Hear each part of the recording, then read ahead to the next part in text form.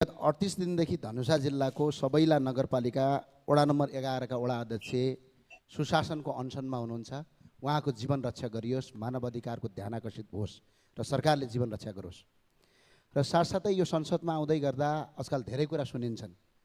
फागुन 25 गते हाम्रो राजालाई हामी नेपाली जनताले नेपालको राष्ट्रिय झण्डामा स्वागत गरेको कसैका विरुद्धको आन्दोलन होइन।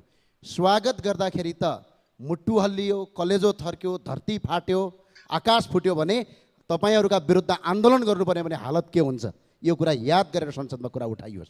र साथसाथै सम्माननीय सभामुख महोदय, राजा गइसक्यो फर्किदैन भन्नुहुन्छ।